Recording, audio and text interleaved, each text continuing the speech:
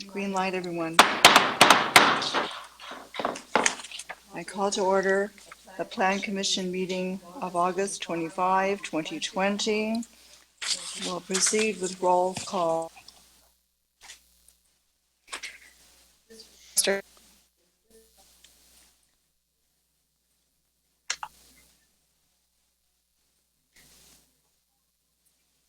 Mr. Foster. Mr. Can you call Mr. Foster? Here. Thank you. Mr. Schumacher. Here. Mr. Coots. Here. Ms. Lazares. Who's this? Magnuson. Here. Mr. Grady. Here. And Mr. Holman, previously informed staff he'd be unavailable for this evening.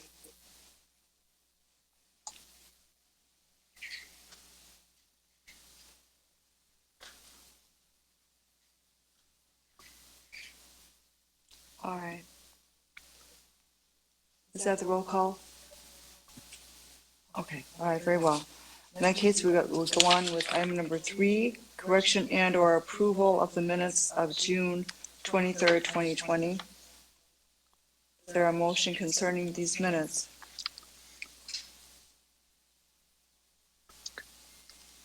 I'll make a motion to approve the meeting minutes from June 23rd, 2020. And this Mr. is, Schumacher moved. and second, Who was the second, please? Mr. Coots. Mr. Coots, thank you. All right, we have the motion and second. Any discussion? All right, hearing none, we'll proceed with roll call vote.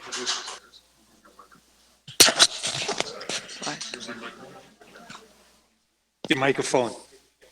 Here, this.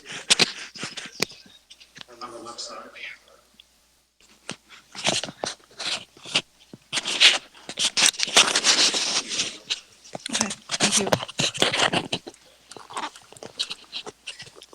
All right. You ready for, you want roll call vote? Yeah, roll call vote for the, Mr. Schumacher. Aye. Mr. Coots. Aye. Ms. Lazares. aye. Mr. Magnuson. Aye. Mr. Grady. Aye. Mr. Foster. Aye. Motion passed 6-0. Aye, thank you. Next item is item number 4, questions and public comment. The public may address the commission at this time regarding items on the agenda unless the item is a subject of a public hearing. If your comments pertain to a public hearing, please hold your comments until the hearing. We do have 3 public hearings this evening. Item number 5, zoning amendment request from Silverstone Holdings, agent for Jerald and Mary Schultz, to rezone property at 1324 South Main Street, parcel 246-0713, 2422-011, from PI Planned Industrial to R312 Multifamily Residential. And item number 7, Conditional Use Request by Angus-Young, agent for Topel's Towing, Terra Topel, for a vehicle repair and maintenance shop in a planned business district at 1110 South Main Street and 1122 South Main Street, parcel numbers 246-0713, 2422-003, and 246-0713, 2422-004. Also, item number 9, conditional use request by Kenneth and Audrey Compere for alternative cutting plan for shoreline vegetation, retaining wall, and patio at 304 Lakeshore Drive, parcel 246-0713, 1143-025. Public comment may also be made at this time on items not on the agenda if you have registered beforehand with the city clerk. The state's open meeting law discourages action by the commission on items not listed on the agenda. Please keep comments limited to 3 minutes. State your name and address when starting comments, and fill out the sign-in sheet at the podium. For people online, please type your name and address in the chat feature. Are there any public comments at this time? Anyone commenting online?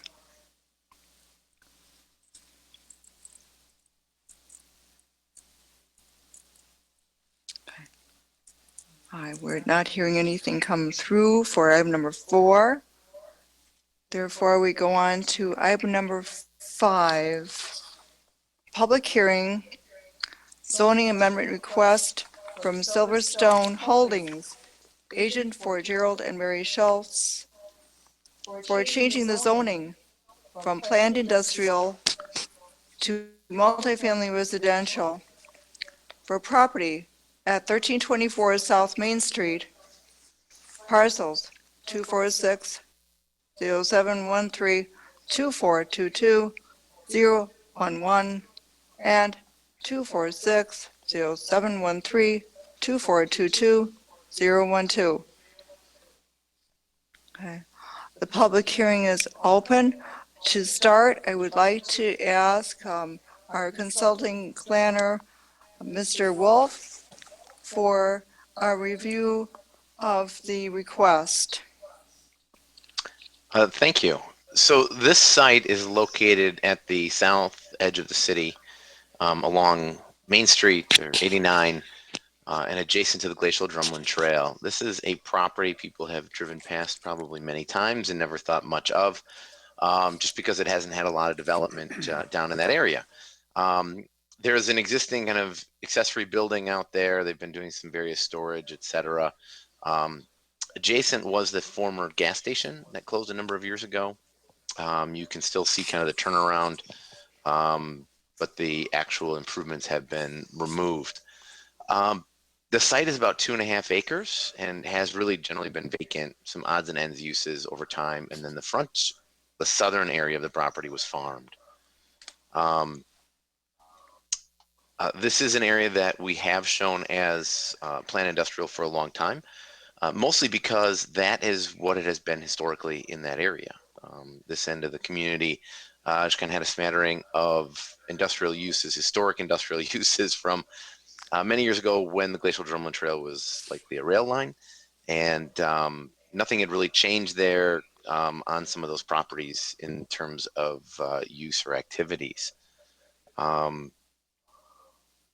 The rezoning process that we go through has a findings of fact, and there's a series of findings that we do need to make in association with that. Ms.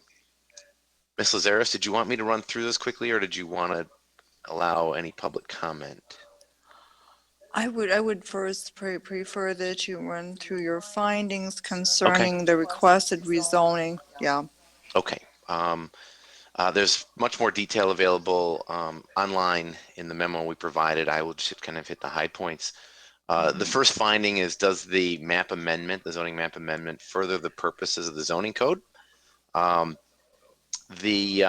R312 multifamily district, of course, is to accommodate larger housing densities and a variety of housing types, generally not to exceed or be around 12 units per acre. This site, until recently, didn't have public utilities. So it had just been kind of out there as an industrial property. With the installation of public utilities being extended down to this area, it is not uncommon, and it certainly was not unexpected that we would start seeing some level of development requests in that area. Specifically, kind of the redevelopment of the area from some of those relic industrial uses to higher and better uses. So because this area is in the Southern Gateway, the concerns are, of course, quality, building architecture, landscaping, and other site improvements. Those are required within the R312 district under our code, and staff believes that the rezoning to R312 would certainly further the purpose of the zoning code for this area. Would the map amendment maintain the desired consistency of land uses, intensities, and impacts related to the environs of the subject property? Well, the rezoning that's proposed here would certainly bring activity to an area that has not had much activity in recent years. Of course, it'll be important for the site design ultimately, and parking facilities and access to be well orchestrated. Those things are spelled out in our zoning code. The district's along roads that not only is our gateway, but it is certainly a significant traffic carrier, so it certainly can handle the potential densities of that site. Again, the site details, architectural details, landscaping are necessary as outlined in the code. The land use intensities, et cetera, well, it's an aging industrial site, so anything that would occur on the site would probably be a little more intense than what has been there previously. But again, its location and the infrastructure that is now in place in that area certainly can handle that development. The Glacial Drumlin Trail will certainly provide nice access for and connectivity for pedestrians and bicyclists. So staff feels that it is in keeping with the consistency of land uses expected in that area. What's the trend of development been in this area? It has been the redevelopment of some of the aging properties down there. TID 5 does encompass much of this area. It has been planned for redevelopment with the infrastructure being installed with the 89 project. We're excited to see that there's some desire by the private property owners to make zoning changes to promote development and investment in this area. And will the designations of the zoning map be brought into conformity with the comprehensive plan? The plan itself does talk about the redevelopment of this area, and it does talk about the desire for new improvements in this area. It talks about mixed residential for areas down here. It is certainly recommended for mixed residential, which is our multifamily district, if you will, for this area. It also recommends that our multifamily districts be dispersed at appropriate locations throughout the city, so there just isn't a concentration of them. And then the comprehensive plan significantly promotes infill development and redevelopment, whether it's Lake Street and on Main Street, and especially at the southern entrance to the community on 89. So the proposed rezoning does comply with the written recommendations of the comprehensive plan. But this was an area, as I said, that when the last amendments to the comprehensive plan were put together, there were no utilities and there was no timing of utilities out there. So it had just been kind of held as planned industrial. It is certainly time to update the comprehensive plan, and one of the kind of key issues is this area south of the Glacial Drumlin Trail. What are the future uses that should be incorporated where there was aging industrial sites? A plan amendment will be necessary to accommodate the multifamily districts, but that certainly is in keeping with the expectations of the comp plan. If there's any questions, I can answer them. I have a question. Right. The property to the north was brought in as a R2. Why considered for this property also? I'm sorry, Wayne, that broke up a little bit. You had mentioned it was brought in as R2 The property, on the north side. yes, came in, or it was rezoned as R28. This one is the R312. Was there any consideration for the R28? There was, just at the time it came in, we thought that the likelihood of trying to get the type of density associated with an R3 was unlikely, just because the configuration of the property. We felt that townhouses could probably be very likely on that property on the north side of Glacial Drumlin Trail. That certainly does not mean that R312 couldn't be possible there, but generally it's a different type of building footprint. The density again is on that north side would be somewhere around 8 units an acre. This is I'll say a little more uniform in area and configuration, whereas the north side is a pretty narrow, narrow property. So again, I think that was really just the rationale behind the R28 versus an R312 distinction. So we're looking at, I think you're also going to find that the site is on the north side is going to be under a PDD, which will probably take it to an R312. Yeah, it was very difficult to speculate like what would happen on these properties when previously they just kind of had some aging commercial or industrial development on them. It was very difficult to gauge the appetite for residential development on them, even though that's what we desired as a community for that area. As is always the case, we do evaluate some of these changes in association with development plans. In this case, it is not appetizing as planned industrial or industrial of any type. It's not really large enough for much of anything. And it being a gateway, we'd certainly love to see the transition from industrial to some type of residential in this area. so at 2.5 acres times 12, we're looking at approximately 30 rental units on that site then. It's Correct? possible, Wayne. It comes down to what type of unit that they're looking at. There are still other requirements that have to be met. There are green space requirements. There are setback requirements. It's too difficult to say that suddenly you're going to have 30 units on a 2.5 acre site. I think that would probably be pretty difficult unless they went vertical. I don't know the appetite for someone to go vertical there, meaning 3 or 4 story. I just can't tell you what that would be. I think it would be very logical to see something that's more than 12, less than 20.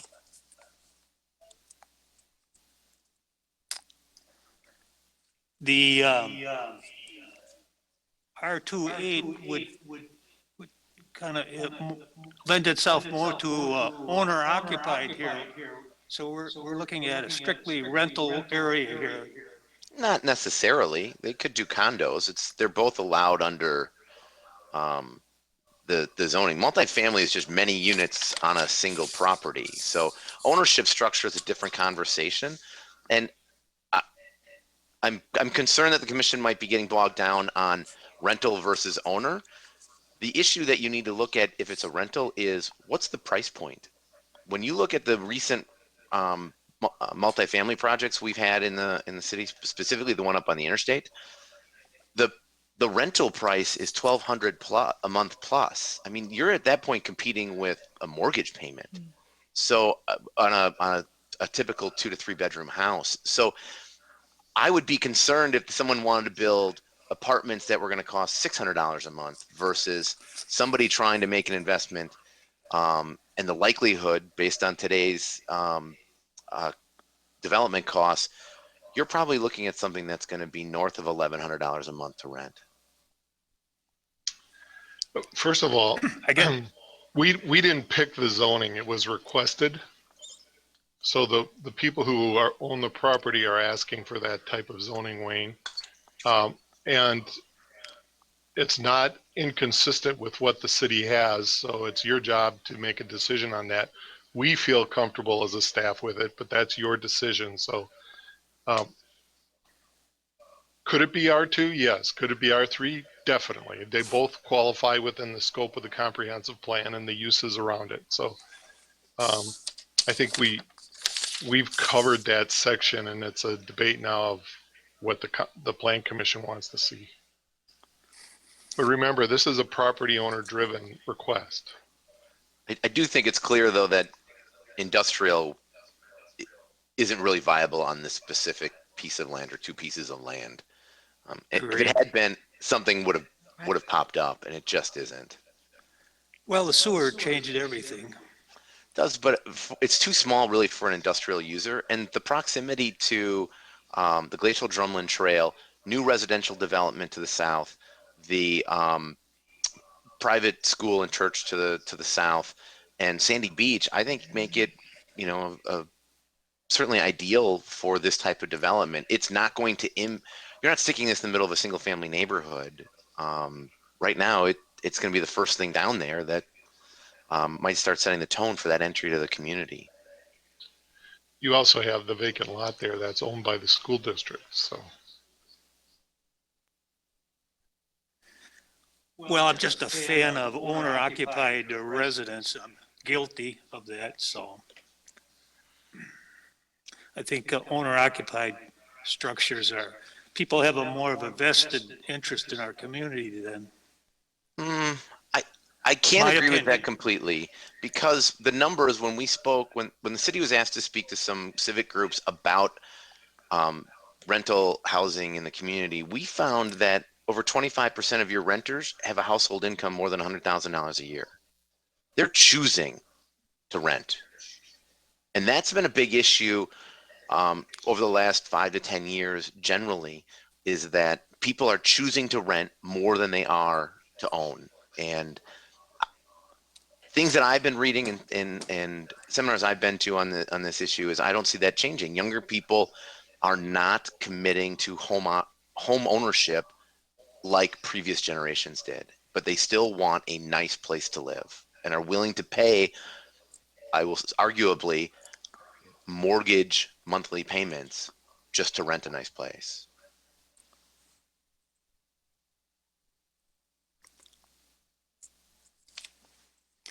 Okay. I'm done. Okay, all right.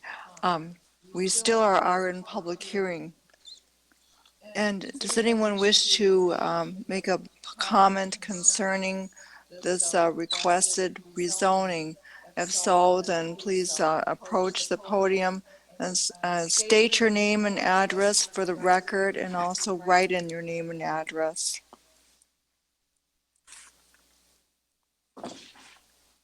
Hello, my name is Kathy Rozecki and I live on Pinnacle Drive. And I'm concerned because the Ridge development is all single-family residence, and my house happens to face the south. I'm concerned about the view, if we're gonna have like big apartment buildings coming up behind our house and lots of noise and lots of traffic. And I was just concerned that you take into account that the Ridge is all single, mostly all single, and there's lots of kids that go back and forth to the beach and such things like that. And I just want to make sure that you're aware that I'm sure a lot of people on that street are not aware that you're planning to put large apartment buildings or whatever might be right next to their development. Thank you. All right, thank you. We're in public hearing. Does anyone else wish to make a comment? And again, please state your name and address for the clerk, and also write in your name and address. Hi, my name is Christian Stitz. I represent Silverstone Holdings, the one who has initiated the rezone. Our intent is to do apartment buildings there. Much to the previous comments, we are realizing that there is a need for nicer multifamily development. That is the reason that we're doing something there. Both my wife and I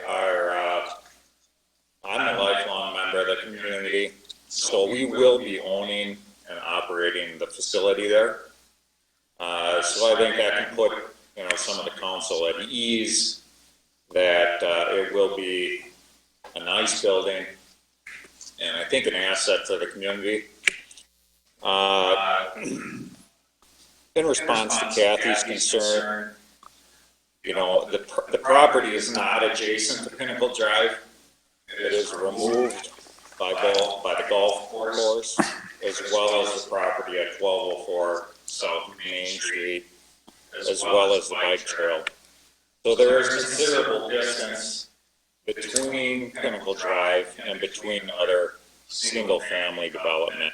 It's a little bit of an island in the south end there. So I guess, you know, I just want to let you guys know, the situation and the fact that we want to do something we want to be proud of in the community as well.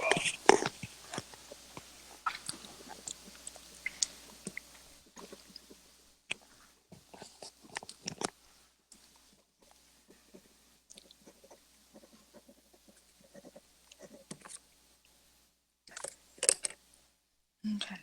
All right, thank you, Mr. Stubbs. Is there anyone else who would like to make a public comment concerning this rezoning request? Would anyone else like to comment on this rezoning request? Is there anyone else who wishes to speak concerning this rezoning request? All right. Hearing none, then we close the public hearing and proceed with item number 6, discussion recommendation on zoning amendment request from Silverstone Holdings, agent for Jerald and Mary Schultz, for changing the zoning from planned industrial to multifamily residential for property at 1324 South Main Street, Lake Mills, parcel 246-0713-2422-011 and 246-0713-2422-012. My Plan Commission and staff, we are in discussion, and we have a prepared motion here. This is motion 28-1, recommendation to City Council for zoning amendment, Jerald D. Schultz and Mary H. Schultz, 1324 South Main Street. This motion does set forth the city's zoning authority under Wisconsin statutes. The city's rezoning requirement in Chapter 660 of the City Code. The rezoning requested by the Schultzes to rezone subject 2.57 acre parcel from PI, planned industrial, to R312, multifamily residential. The review by city staff, and tonight's public hearing and Plan Commission review. This motion does provide for Plan Commission recommendation to the City Council to amend the city zoning map to rezone the parcel as requested, provided that procedures set forth in the zoning ordinance are met, as well as requirements set forth in the planner's memo. Okay, so that is the motion set. Is there any discussion before we take up the motion?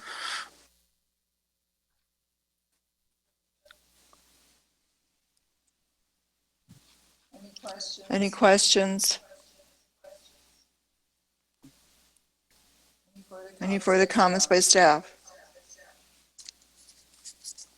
All right, hearing none, I would entertain a motion concerning this prepared motion 28-1.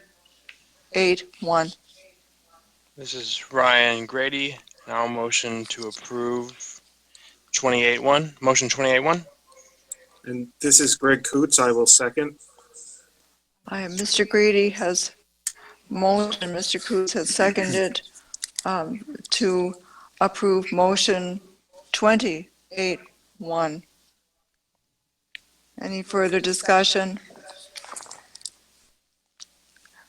All right, in that case, I'll proceed with a roll call vote. Mr. Coots? Aye. Ms. Lazaris? Aye. Mr. Magnuson? No. Mr. Grady? Aye. Mr. Foster? Aye. Mr. Schumacher? Aye. Motion passed 5-1. Aye, very well. The next item is number 7, public hearing. conditional use request from Angus-Young, agent for Topel's Towing, Topel, for the purpose of operating a vehicle repair and maintenance shop in a planned business zoning district at 1110 South Main Street, parcel 246-0713-2422-003, and property at 1122 South Main Street, parcel 246-0713-2422-004. And again, to start the public hearing, if we could have a review of this conditional use request by Mr. Wolf. Thank you, Ms. Lazaris. Again, I'm going to hit kind of some of the high points here. This is obviously the Topel trucking site down at the south end of the community, again, just north of the property we just talked about. In June, you rezoned the property from B2 to planned business. We knew that this next request would be coming when they had all of their kind of plans and documents in order. The code requires a conditional use for automotive related kind of repair and operational uses. So that's what the conditional use is for. The petitioners did, of course, provide full plan sets for review with renderings.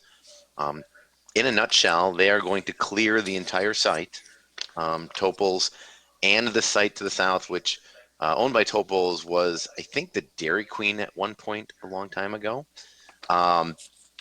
But the entire sites will be cleared. A portion of the existing Topel trucking building will be retained and integrated into the new design, but approximately a 14,000 square foot new facility, repair facility, and retail facility would be constructed on the site. The petitioners have worked diligently on their own and with the staff to comply with all the code requirements. I'll talk about a few of those things in a little bit, but again, the hearing tonight is for the conditional use, which is for the operations of the proposed operations, which truthfully has been the historic operations of the site. Again, we have findings about how is the conditional use in harmony with goals, objectives of the comprehensive plan. Again, the plan and the planned business district does say that large outdoor operations such as motor vehicle sales and service are included in this category. They are required to be designed that they don't detract from goals and standards that are set up in the plans and the codes and ordinances. So these commercial areas, the planned business commercial areas, are intended to have generous landscaping, screened and limited storage areas, modest lighting and signage, and compliance with our, I'll say, somewhat rigorous design standards for commercial buildings. The big focus again in the comprehensive plan is on encouraging redevelopment of underutilized commercial and industrial property within the city. This certainly does comply with those written recommendations of the plan. I think everyone can be frank in saying redevelopment of this site will absolutely enhance the appearance of this entry into Lake Mills, and move much of Topel's operations to indoors or organized in back of house areas on paved surfaces. The building that's been proposed will certainly achieve our desired design standards, especially for landscaping, screening, lighting, and signage. As I mentioned previously, this is located in TID 5. We've been planning for redevelopment in this area, and this is an excellent catalyst project to enhance Main Street and to springboard hopefully more development in the Sandy Beach Road area and along the Glacial Drumlin Trail. Does this conditional use result in any substantial or undue adverse impact on adjacent properties? And there's a litany of other factors from traffic to parking, environmental, etc. It's staff's opinion again that redevelopment of the site has a significant positive impact on the surrounding properties. Topel's certainly is an important community business, been here for decades, but major site cleanup will obviously remove broken down vehicles and containers from the site. There will be some site remediation, and contemporary development operations will be in harmony with adjacent properties. So again, this type of investment certainly will benefit neighboring properties. Parking and storage of vehicles will be on hard surface screened enclosures. Old structures are going to be removed. Access drives have already been configured in coordination with the 89 project. So instead of having kind of wide open access, if you've been down there recently, you can see how the access has been reconfigured, which is certainly a benefit to traffic circulation and ingress egress to the site. I think anybody who had driven past there in decades had recognized that could always be a contentious issue when people come and go when it's not well defined. And again, there will be the improvements to include bike and ped improvements down there. Certainly, redevelopment of this is not going to result in any substantial or undue adverse impact on adjacent properties, and will only enhance the character of the area. Does the proposed conditional use maintain the desired consistency of land uses, intensities, and impacts? Again, these improvements are rectifying, I think, some decades-old issues that people have probably just driven past for a long time, but certainly have been a concern with the city and probably neighboring properties. New facility and a site that complies with our design requirements will be compatible with land uses in the area. It has always been commercial. It's going to continue to be commercial. It has been an automotive-related use and operation for decades. It just got a bit tired, and this refreshing update will certainly be a welcome addition to this area. The area has been planned for commercial and is zoned accordingly. Will it be adequately served by infrastructure, et cetera? Obviously, with the new road, new sidewalks, and new sanitary sewer and water main, and that is certainly able to adequately serve the development. A new stormwater pond will be constructed to the east of them on some of the lands that are currently the golf course. That will be a regional basin. There are certainly some flooding issues that need to be addressed out there. I'm sure if there's property owners in the area that are listening in, they know that during heavy rains, that area to the east of Topel's on the golf course kind of already functions as a stormwater pond, even though it was never designed as one. But those improvements will be coming and be spearheaded by the city. So again, it's our opinion that there won't be any adverse effect on the environment of the area. Do the public benefits outweigh adverse impacts? Again, the public benefit is really twofold. Redevelopment cleans up an aging business site. It'll be more harmonious with the neighboring properties. And foremost, the development of this site will act as a catalyst for redevelopment of the south end and this entire commercial area. These kinds of improvements will show commitment of private property owners, to what's important to the community as a whole, and will certainly encourage neighboring property owners. There are still a handful of aging sites out there. The city is certainly shopping a site for development along the trail, so these improvements only enhance those opportunities. There are a handful of issues in the site plan evaluation. I am not going to go through the site plan in a lot of detail. It is spelled out in the memo I've provided. Concerns we have, of course, is architecture. The materials do all comply with our code. They provided very good renderings, I think, and material understanding so people can see the details that are proposed out there. One of the concerns we have is parking long-term out there. There is kind of two uses that are happening out there, the service area and then the retail area. 40 stalls are going to be required out there for the service and the retail areas. We may be a little bit deficient when it comes to the retail area. The retail area is a phase 2 improvement. I will certainly say that having paved parking and demarcated parking is absolutely an improvement on this site. There is a number of stalls that are going to be in an impound area. There are 19 stalls for employees. There are some drop-off sites, et cetera, 5 stalls for short-term parking in the front. I think this is something that needs to be monitored as development occurs. And I have indicated in the conditions that some type of overflow parking plan should be provided to the city in the event we run into a parking problem out there. It's too difficult to tell how many vehicles will be on site at any one time with their operations.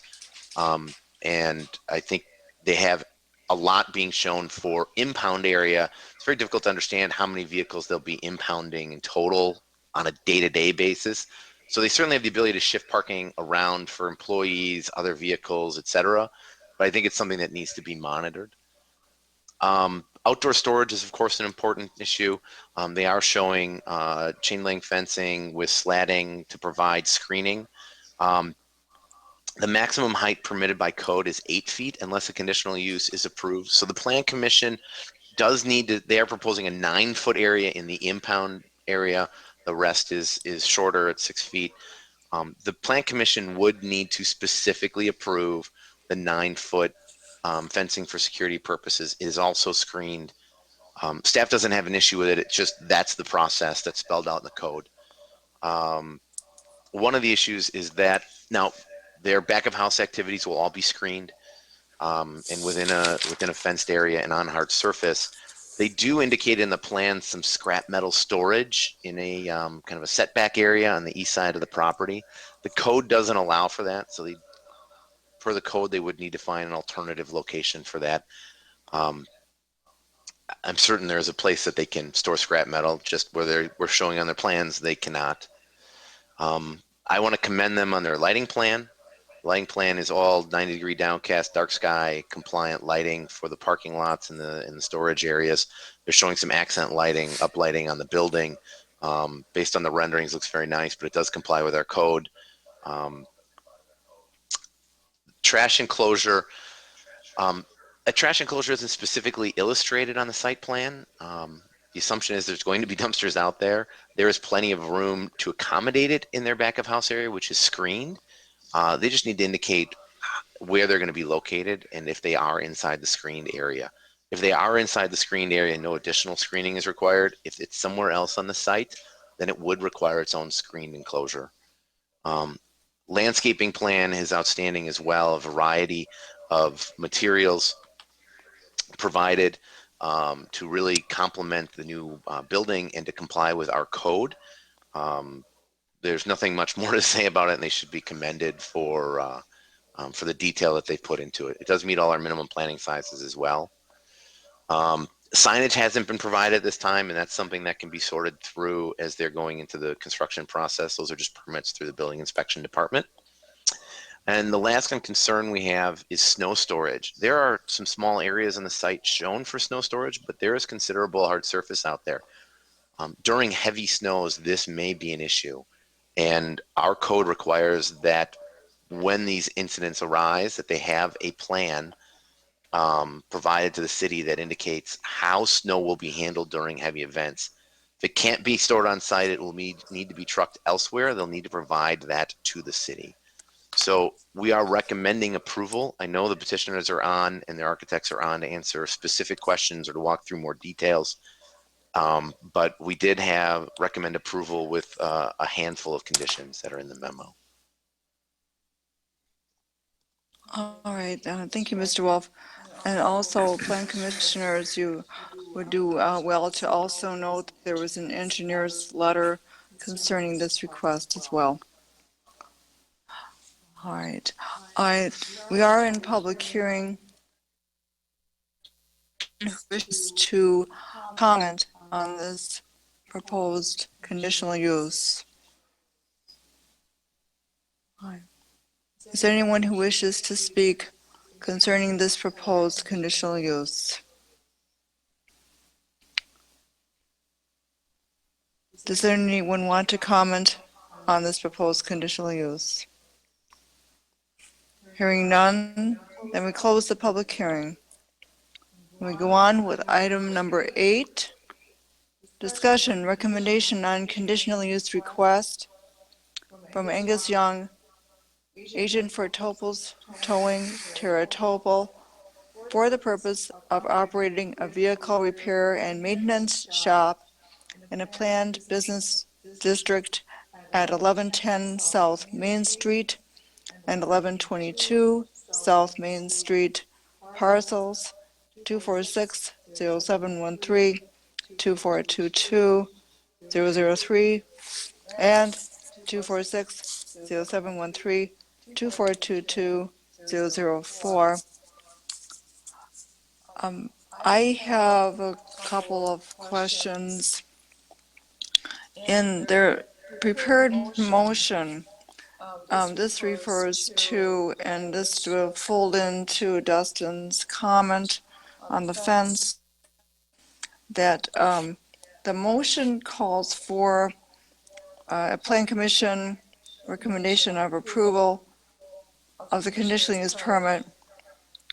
And would this be a spot where it could be said for the subject site to include a section of 9-foot tall fencing as indicated on the site plan?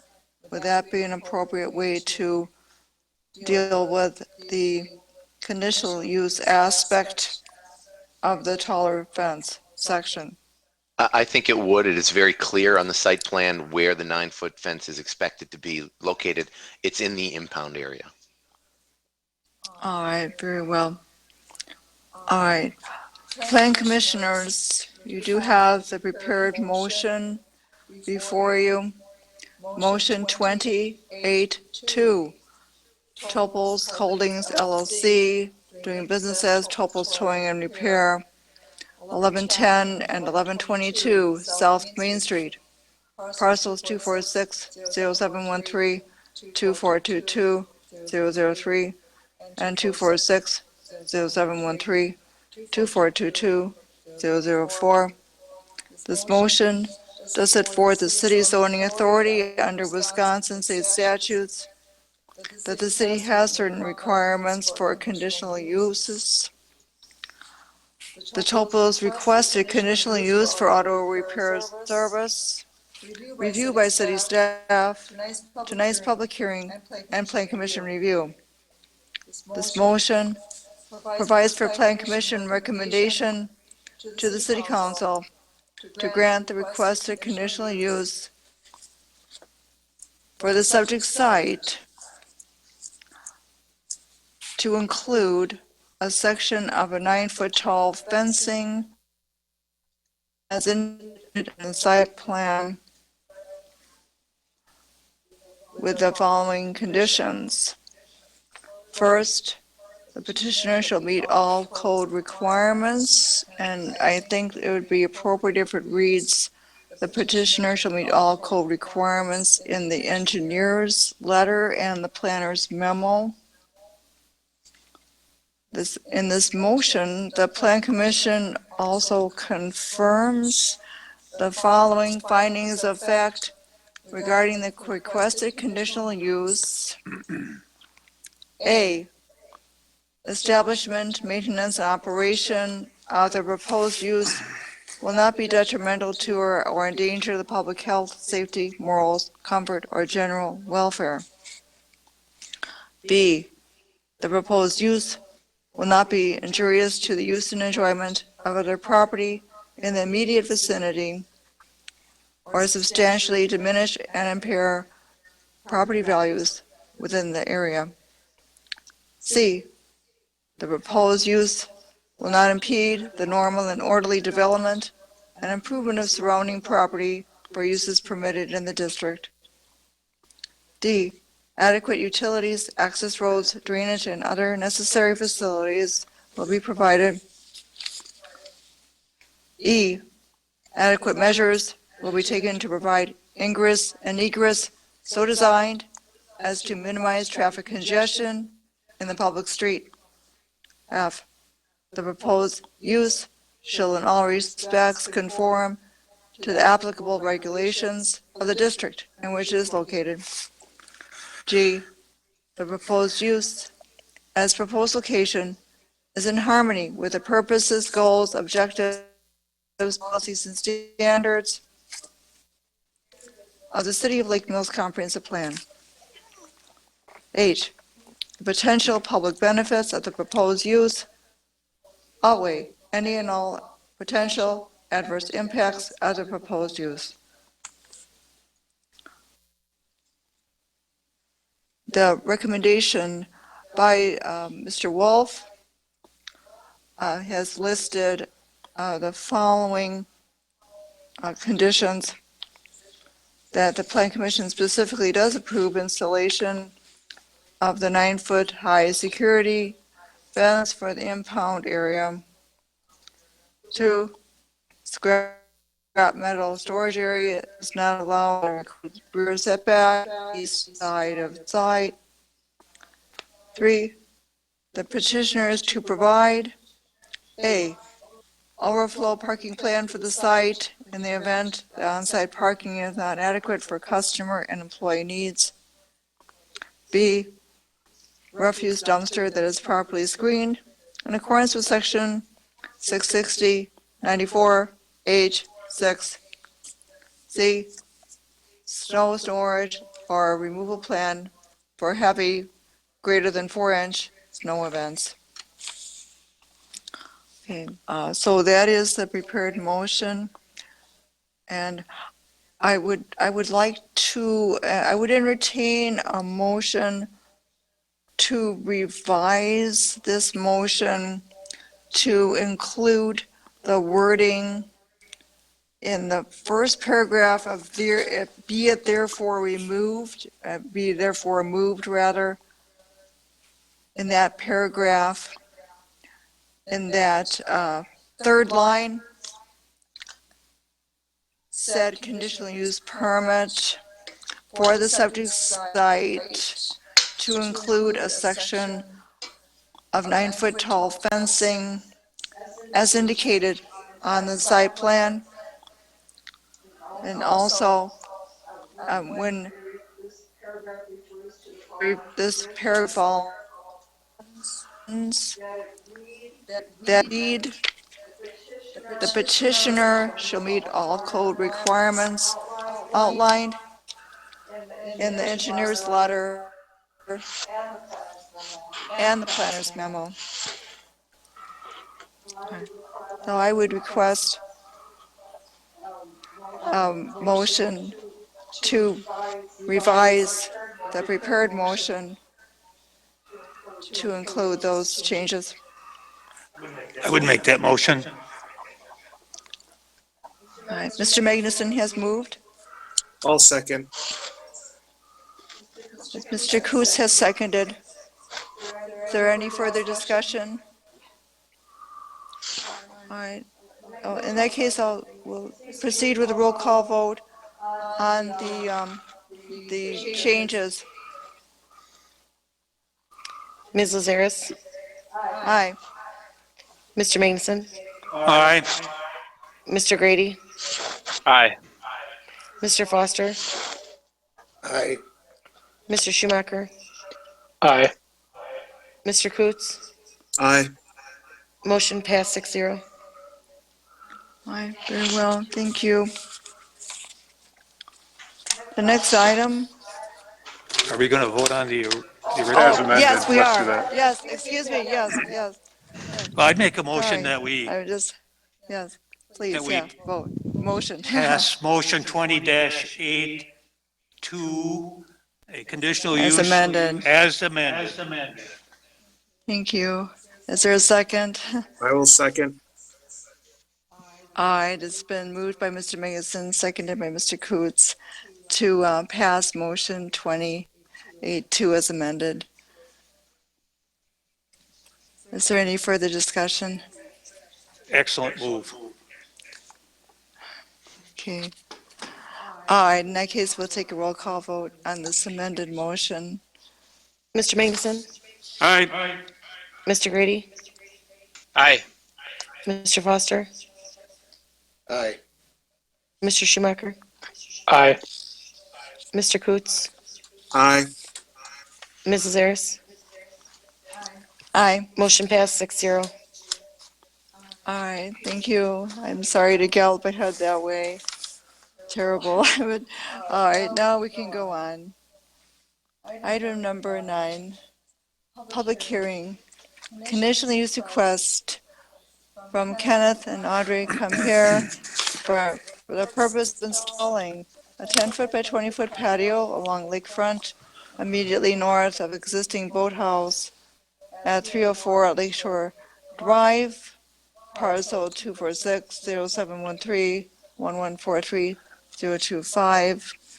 I understand that that short title, no, this is actually for expansion of the shoreline vision and access corridor and construction of the structure in the shoreline preservation area. So, Mr. Wolf, again, if we could open the public hearing with your comments on the conditional, on this conditional use request, yes. Okay, so, Can I oh, ask a question before we Yes. get too far?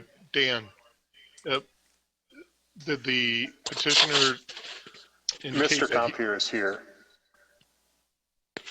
okay, and he would like to address the Plan Commission. I believe that he wants to table the item until a future hearing date. All right, very well.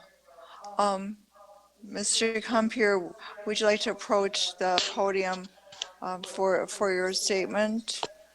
Yes, thank you. I'm Ken here from the 204 Lakeshore Drive and the petitioner, and I would like to request that the commission table our request so that we can respond to the deficiencies pointed out in the memorandum. We submitted our package in June. At that time, I had contracted with a contractor that was recommended by the Jefferson County Consultants for Vegetative Shoreline Restoration. And between his plan and the application, we submitted that in June. And I asked at that time for any feedback from city, is anything we needed to do or add or change, and I got no response whatsoever. So when the memorandum I just saw yesterday came out, I was, to be honest, a little surprised. But that being said, we do want to work through the process and work with the city and get the thing done right and get the codes up to what you would expect, which we were not aware of. If they had pointed out what the codes were, and I could have looked them up, I would have been able to do some of this legwork earlier. But anyhow, my request would be to give us some time to work with the city staff and try to develop a plan that's a little more acceptable to what you're looking for. Thank you.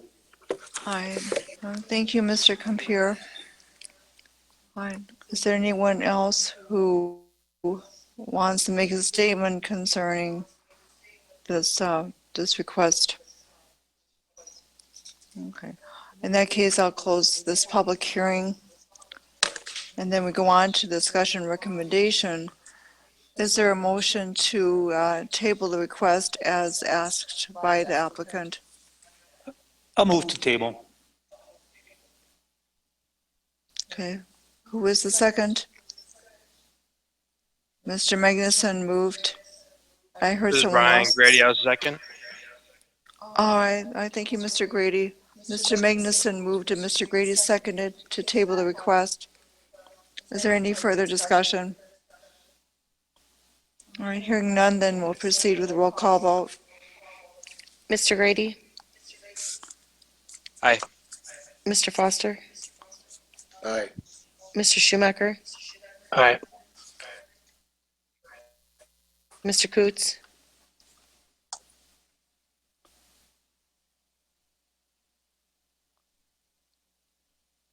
Mr. Coots? Aye. Thank you. Mr. Mason? Aye. Ms. Lazarus? Aye.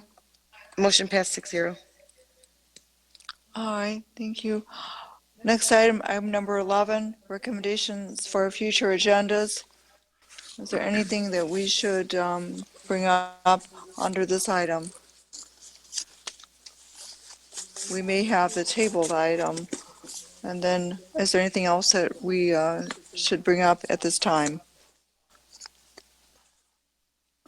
All right, hearing none, then I will entertain a motion to adjourn.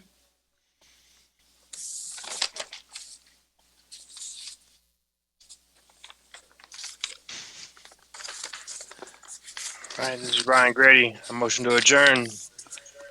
Is there a second? This is Greg, I'll second. And then moved by Mr. Grady and seconded by, was that Mr. Coos who Mr. seconded? Coots, yep. All right, very good. To adjourn. Any discussion about that? In that case, in that case, all in favor signify by saying aye. Aye. Aye. Aye. Anyone who is opposed to that? Adjourned.